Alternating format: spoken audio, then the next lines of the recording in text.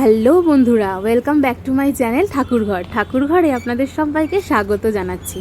আজকে একটা নতুন দিন, শুক্রবার। আজকে ছেলেকে স্কুলে এই যে আমি পৌঁছাতে দিয়ে আসতে যাচ্ছি। ওই যে আয়নায় আমার মোবাইলটা দেখা যাচ্ছে এই টোটো কাকুর। তো টোটো না, অ্যাকচুয়ালি এগুলো তো রোটো বলে, রিক্সাগুলোকে রোটো আর অন্যগুলোকে টোটো। ওকে স্কুলে ঢুকিয়ে দিয়ে এবার হেঁটে হেঁটে ফিরছি, নেব একটু মাছ ওর জন্য। তো এই রাস্তাটাতে ফেরার পথেই একটা মাছওয়ালা কাকু থাকে, তো তার কাছ থেকেই মাছ নেব বলে হেঁটে হেঁটে যাচ্ছি। এত সুন্দর সুন্দর মাছ ছিল, আমার তো ইচ্ছা করছিল যে একটু নিয়ে নিই। ওর জন্য একটু পেটির মাছ নিলাম, একটু পাবদা মাছটা, পমফ্রেটটা, ভোলা মাছটা দেখে আমার বেশ মনে হচ্ছিল নিই, কিন্তু তারপর ঘরে মাছ আছে দেখে আর নিলাম না। আর আজকে সকালবেলায় এইটুকুই মাত্র করেছিলাম ভিডিওটা। তো তারপরে সন্ধেবেলায় আমি একটু এক্সারসাইজ করলাম। আজকে ছিল 21 জুন, মানে ইন্টারন্যাশনাল ডে অফ যোগা। তো তার জন্য আমি একটা যোগার ছোট্ট ভিডিও করেছিলাম। তো তার আগে আমি আমার রেগুলার ওয়ার্কআউটটা কমপ্লিট করছিলাম। এই যেগুলো করছি না, এগুলো হচ্ছে এই পেটের জন্য, যে ভুঁড়িটা ঝুলন্ত ভুঁড়ি আছে, সেই ঝুলন্ত ভুঁড়িটাকে ঠিক করার জন্য চেষ্টা। জানি না কত বছর লাগবে, তবুও মানে চেষ্টা করি একটু করার। হয়ে গেছে মোটামুটি আমার এক্সারসাইজ কমপ্লিট। আমি মেনলি ইউটিউবের ভিডিও দেখে দেখেই আমি এক্সারসাইজগুলো করি। তো আমার এখানে ভিডিওটা একটু মানে লম্বা করে তুলে ফেলেছি, তো একটু কষ্ট হবে দেখার জন্য, সরি তার জন্য। হ্যালো বন্ধুরা, আজকে হলো কি বার? আজকে শুক্রবার। এখন সন্ধেবেলা, এই যে সন্ধে না, এখন 10টা বাজে। বলো, কন্টিনিউ করো। তাহলে ক্যান্সেল করে ওখান থেকে কর, বাইরে থেকে ডিলিট কর, তাহলে হয়ে যাবে। ও একটা কোন গেম ডাউনলোড করতে চাইছে, সেটা ডাউনলোড করার জন্য এখন ফ্রি আপ সাম স্পেস বলছে। তো তার জন্য ও কিছু ডাউনলোডগুলো যেগুলো আছে সেগুলোকে ডিলিট করবে বলে বসে বসে রয়েছে। আর আমি এখন রান্না করব, 10টা বাজে। তরকার ডাল একটু জলে ভিজিয়ে রেখেছি, তরকা বানাবো। ওই আগের দিনকে মিট মশলা এনেছিলাম মেট্রো থেকে, তো ওইটা দিয়ে তরকা বানাবো আজকে, দেখি। আর একটু লিপস্টিক লাগিয়ে আজকে একটু এক্সারসাইজ করছিলাম, ওই যোগা ডোয়ের জন্য একটা শর্টস বানানোর জন্য। তো তাই একটু লিপস্টিক হয়েছে। তো আর কি বলবো, হ্যাঁ, আর বানাবো রুটির জন্য আমি আটা বার করে রেখে এসেছি। চলুন দেখাই আপনাদেরকে। এবার আমি চললাম রান্নাঘরের দিকে। যে সাইকেলটা এখানে রেখে দিয়েছে ওর সম্পত্তি। আটাটা একটু বার করে রেখেছি, আর এদিকে ডালটা গরম করছি। ডালটা গরম হয়েও গেছে, এদিকে তরকা ভিজিয়ে রেখেছি। আজকে একটুখানি শেয়ার করব আপনাদের সঙ্গে তরকাটা। আর এখানে আমি আটা মেখে নিয়েছি। গরমের মধ্যে রুটি করা মানে যে কি অবস্থা, কিন্তু তবুও বাইরে থেকে রোজ রোজ রুটি কিনে আনাটা খুব মুশকিল ব্যাপার, আর টাকাটাও খরচা হয়, তো ওইটা তো আছেই। তার জন্য একটু কষ্ট হলেও করি। এখানে আমি তরকাটাকে সিদ্ধ বসিয়ে দিয়েছি। তার মধ্যে দিয়েছি নুন, হলুদ, চেরা কাঁচা লঙ্কা, তেজপাতা, লবঙ্গ, দারচিনি, টমেটো, একটু থেতো করা রসুন, এইগুলো দিয়ে আমি তরকাটাকে সেদ্ধ বসিয়েছি। তরকাটাকে প্রথমে হাই ফ্লেমে একটা সিটি এসে গেলে, তারপরে মিডিয়াম ফ্লেমে দিয়ে 6টা সিটির অপেক্ষা করলেই তরকা একদম দারুণ সেদ্ধ হয়। যে কোনো জিনিসেরই এই একই প্রসেস হলে খুব ভালো হয়। তো এদিকে হয়ে গেছে, এদিকে আমি এই জায়গাটা পরিষ্কার করে নিচ্ছি। আমি এদিকে সব করে নিলাম। এখানে আবার বাসনপত্রগুলো রয়েছে বেসিনে এক গাদা।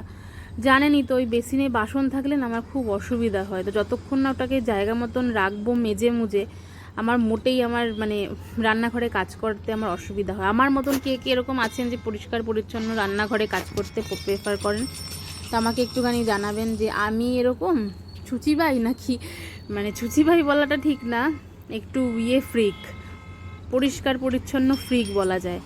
তো ওই আর কি করে নিলাম। অনেকেই আবার আছে দেখি যে এরকম এক গাদা জমিয়ে জমিয়ে রাখে, মানে আছে দেখি ইন দ্য সেন্স শুনেছি অনেকের সাথে কথা বলায়, কিন্তু আমি আবার ওই জমিয়ে রাখার একদম পক্ষপাতী না। যেটুকুনি হয় সঙ্গে সঙ্গে মেজে ধুয়ে রেখে দিই, জায়গাটা পরিষ্কার, আমার কাজও হয়ে যায়, ব্যাস। এদিকে হয়ে গেল। এবার আমি প্রেসার কুকারটা খুলে চেক করে দেখব যে কেমন মানে হয়েছে কি না সেদ্ধ। তার আগে এদিকে দেখিয়ে দিলাম রসুন আর কাঁচা লঙ্কা কতগুলো নিয়েছি সেইগুলো। এইবার ফ্রিজ থেকে আরও দরকারি যে সমস্ত জিনিসগুলো দিয়ে আমি তরকাটা ফোড়ন দেব সেইগুলোকে বার করে করে আনছি। আর একটু আমার টমেটো লাগবে। আর আগের দিনকে আমি যে এনেছিলাম এভারেস্টের একটা মিট মশলা, ওর বাবা বলেছিল যে একটু ওটা তরকাতে দিও, তো ওইটা বার করে আনলাম। একটা অর্ধেক প্যাকেট ছেঁড়া ম্যাগি মশলা ছিল, ওটা আনলাম। আপনাদের যদি বাড়িতে থাকে না ম্যাগি মশলা, কখনো তরকার মশলায় দিয়ে দেখবেন, অসাধারণ টেস্ট লাগে। একটু ধনেপাতাও ছিল ভাগ্যক্রমে, তো ওটাকে বার করে রাখলাম। ধনেপাতা না বেশি দিন থাকে না, আমি বাঁশপাতায় মুড়ে রেখেছি, খবরের কাগজে মুড়ে রেখেছি, গোটা মানে ওই গোড়াগুলোকে ছিঁড়ে শুকনো পেপারে মুড়িয়েও রেখেছি, তাতেও হয় না। তো ওদিকে তরকাটা বন্ধ করে দিয়েছি, ওটা হতে থাক। ওই প্রেশারটা যতক্ষণ আছে ততক্ষণ ওটা থাক, আমি এদিকে ছেলেকে যতক্ষণে খাইয়ে নিই। এখন আলু ভাজা মাছ ভাজা দিয়ে খাওয়াবো। বেটা এত দুষ্টু না, কোনো শাকসবজি খেতে চায় না। ডাল সিদ্ধটাকে একটু ভুলিয়ে ভালিয়ে দিই, সেটাকেও মাঝে মাঝে বলে না খাবো না। আর এদিকে ওই টমেটো আর আদা রসুন কাঁচা লঙ্কা সব রেডি করে রাখলাম।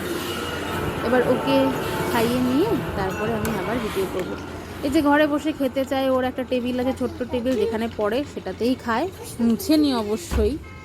তো যাই হোক, হয়ে যাবে ওর খাওয়া এক্ষুনি, বেশিক্ষণ লাগে না। খায় তো একটুখানি, যা নিয়েছি তার অর্ধেক হয়তো খাবে। এই যে তরকাটা দেখুন কি দারুণ সিদ্ধ হয়েছে। এবার আমি কড়াই ধুয়ে কড়াইটাকে বসিয়ে দেব। এবার কড়াইয়ের মধ্যে পেঁয়াজ দেব, পেঁয়াজটা কুচি করে দেব। কোনো ফোড়ন টোড়ন আমি দিচ্ছি না, খালি পেঁয়াজ দেব কুচি করে। যেহেতু আমি সব ওই তেজপাতা আর গোটা গরম মশলার কিছু দিয়ে সেদ্ধ করেছি না, তো তার জন্য আমি আলাদা করে আর কোনো ফোড়ন আমি ইউজ করি না। তো এবার আমি কি করব, পেঁয়াজটাকে একটু কুচি কুচি করে কাটবো, আর এদিকে আদা রসুন কাঁচা লঙ্কা টমেটো এই সমস্ত জিনিসগুলোকে আমি ওই হ্যান্ড গ্রাইন্ডার আছে না, হ্যান্ড চপার, তার মধ্যে দিয়ে ভালো করে টেনে টেনে চপ করে নেব। ওটা যদি কারুর না থাকে অবশ্যই ওটা নিয়ে কিনবেন, দামও বেশি হয় না, মিশোতে তো একটু কমই দাম হয়। আর ওটা খুবই ইউজফুল আর তাড়াতাড়ি হয়েও যায়, খুব ভালো। এই যে দেখুন পেঁয়াজটাকে আমি ছোট ছোট করে নিচ্ছি, ছোট ছোট একদম ছোট ছোট কিউব মতন, কিউব না ওটাকে বলবে মিন্স বলা যায়, ওরকম করে কেটে নিচ্ছি। আর বাদবাকি ওগুলোকে সব ওর মধ্যে দেবো। তার মাঝখানে আবার ছেলেও আসবে, ওকে মানে আসেনি অ্যাকচুয়ালি, ওকে আমি ডাকলাম যে একটুখানি ওটাকে টানাটানি করে দিয়ে যা, দেখবেন ও আসবে একটু বাদে ওটা টেনে টেনে ওটা করার জন্য। ও অ্যাকচুয়ালি ওটা করতে খুব পছন্দ করে। এই যে ওর ব্লেডগুলো, আমার 3টের ব্লেডের আমার এটা, ওর মধ্যে সমস্ত কিছু দিলাম, দিয়ে ভালো করে এত সুন্দর ওটা ফাইন কুচি হয়ে যায়, ফাইনলি চপড হয়ে যায়। দেখলেন আমি কোনো রকম কোনো ফোড়ন আর দিলাম না, খালি পেঁয়াজটাই দিলাম ওর মধ্যে। একবার ওরকমভাবে বললাম যেভাবে সেভাবে করে দেখবেন, খুব সুন্দর লাগে। নিজে করলাম তো, তখন করে টানাটানি করার পরে মনে হলো যে একবার ডাকি, ও একটু মজা পায়। বিভিন্ন জিনিসে বাচ্চাদেরকে ইনভলভ করলে না ওরা একটা ইন্টারেস্ট পায়। আর যদি সব সময় এই না না না না এটা ধরিস না, ওটা ধরিস না, সেটা ধরিস না, এরকম যদি করতে থাকেন না, তাহলে সব কিছুতেই ও তো জেনে যাবে না না আমার তো এই সমস্ততে সব কিছুতেই বকা।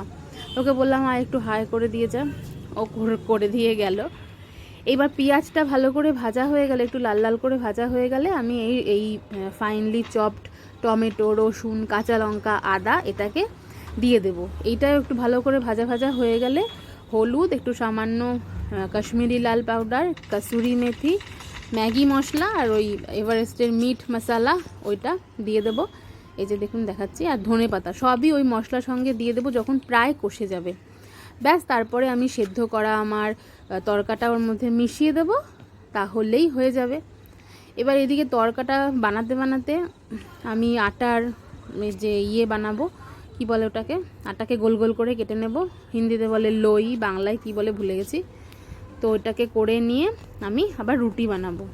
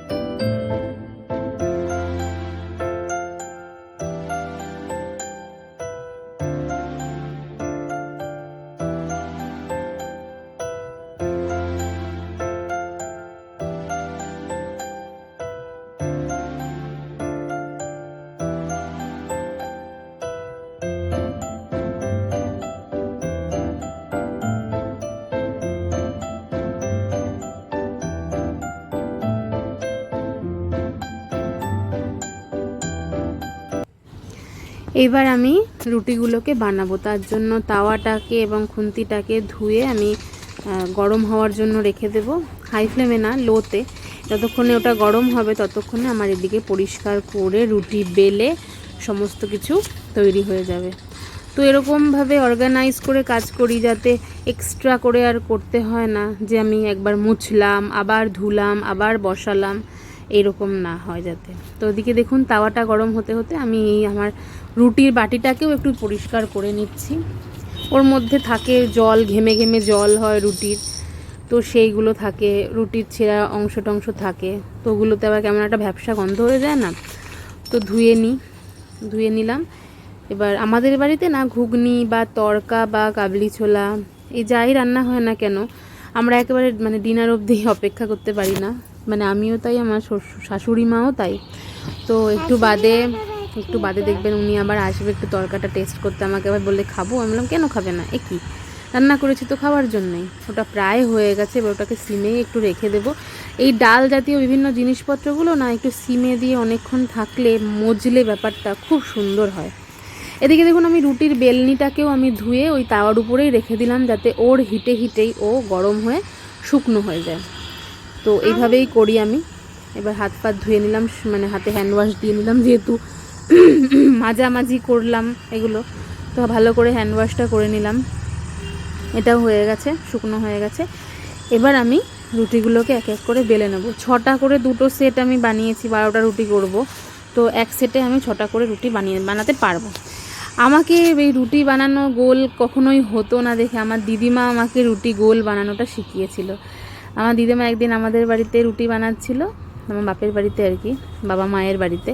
তো আমি দিদিমাকে বললাম, ও দিদিমা রুটি তোমার কি সুন্দর গোল হচ্ছে, আমার তো গোল হয় না। বললো তাহলে দেখ, বেশি করে আটা দিবি, বেশি করে আটা দিয়ে এরকম হালকা প্রেস করে করে গোল গোল এরকম ঘোরাবি, দেখবি কেমন হয়ে যাবে গোল। সত্যি তাই। তারপরে আমি করে এখন তো মানে একেবারে পারফেক্ট গোল হয়।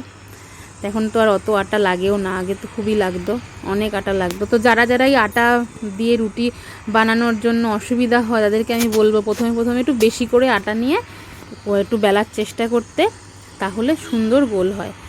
আসলে আমার এত বছর ধরে প্র্যাকটিস হয়েছে, তো তার ফলে রুটিটা মেনলি প্র্যাকটিস পারফেকশন এনে দেয় রুটির ক্ষেত্রে, সব কিছুর ক্ষেত্রে যদিও, তবে এই রুটির ক্ষেত্রে আমি এটা একেবারে হাতে নাতে পেয়েছি। রান্নাও কখনো এদিক ওদিক হয়ে থাকে, কিন্তু ওই রুটিটা সর্বদা গোল হয়। আগে তো আমি লুচিও বেলতে পারতাম না, এখন লুচি, পরোটা সমস্ত কিছুই আমি বেলতে পারি। তো হয়ে গেল।